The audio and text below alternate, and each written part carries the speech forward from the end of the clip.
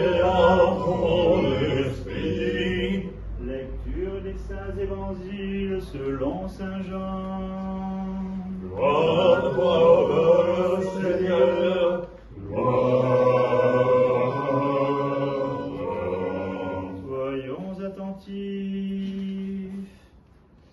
En ce temps-là, Jésus, ressuscité d'entre les morts, se manifesta à ses disciples et dit à Simon-Pierre, « Simon, fils de Jonas, m'aimes-tu plus que ceci ?»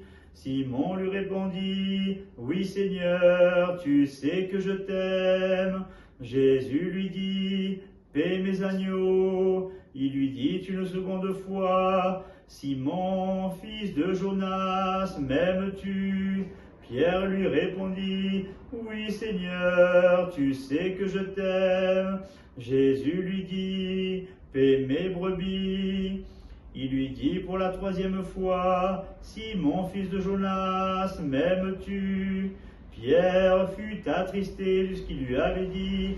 Pour la troisième fois, « M'aimes-tu » Et il lui répondit, « Seigneur, tu sais tout, tu sais que je t'aime. » Jésus lui dit, « Paie mes brebis. En vérité, je te le dis, quand tu étais plus jeune, tu te saignais toi-même et tu allais où tu voulais. Mais quand tu auras vieilli, tu étendras tes mains et un autre te ceindra et te mènera où tu ne voudras pas. » Jésus dit cela pour indiquer par quelle mort Pierre devait glorifier Dieu.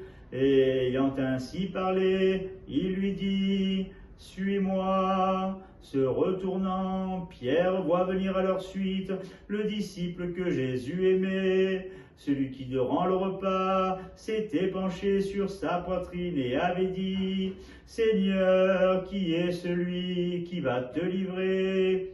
En le voyant, Pierre dit à Jésus, « Et lui, Seigneur ?»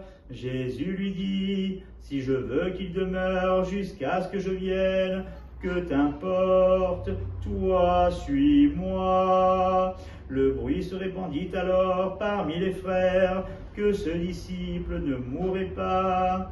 Or Jésus n'avait pas dit qu'il ne mourrait pas, mais si je veux qu'il demeure jusqu'à ce que je vienne, que t'importe. C'est ce disciple qui témoigne de ces faits et qui les a écrits, et nous savons que son témoignage est véridique. Il y a encore bien d'autres choses que Jésus a faites. Si on les relatait en détail, je ne pense pas que le monde entier pourrait contenir les livres qu'on écrirait.